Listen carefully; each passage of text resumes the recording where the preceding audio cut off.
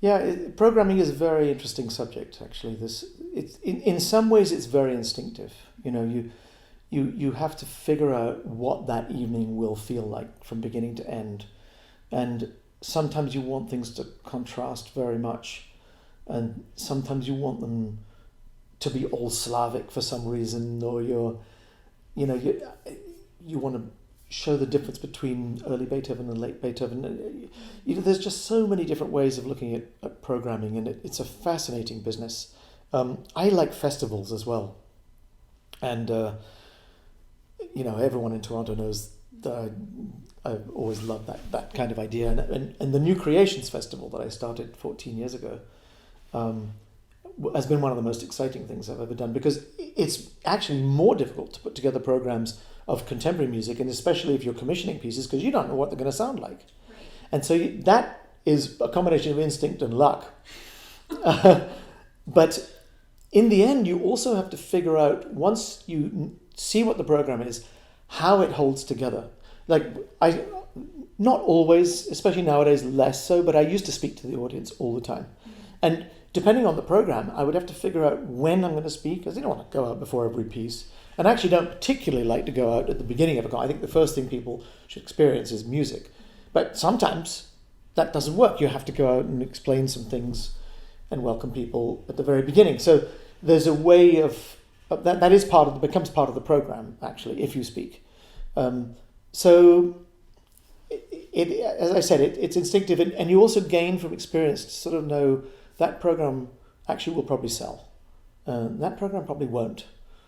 So next season, our plan is to, for example, open the season with a Shakespeare dedicated program, and Prokofiev, Romeo and Juliet, complete. I mean, that's just one of many ideas, and it's an endless exploration. Yeah. So when you were in the quartet, how was that process?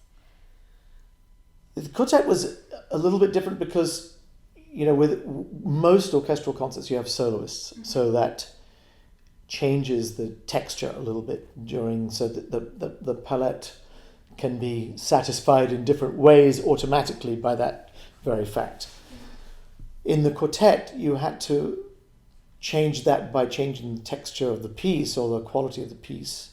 But there are many works that are really helpful in managing that. So if you want to end with some kind of masterful piece, if it's a Brahms quartet or a late Beethoven quartet or something, and you've got you want to start with something more early classical, a Haydn quartet, then you can really feel the most obvious things would be to play Ravel or Debussy, but then you've got Janacek or Bartók or one of the shorter Shostakovich quartets maybe, and knowing that if you do one of the very dark Shostakovich quartets, you better make sure that the second half has something life-affirming about it, unless you just want people to be totally depressed when they leave the concert hall. But, so you understand the mood and what it's going to be like to experience. It's very much like a meal.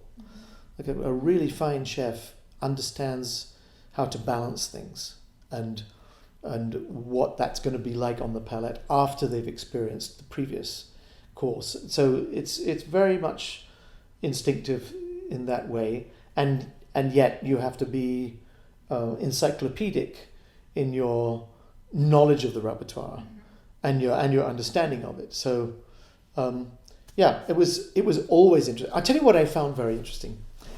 In my day there were the four main quartets were Juilliard, Guarneri, Cleveland, and Tokyo.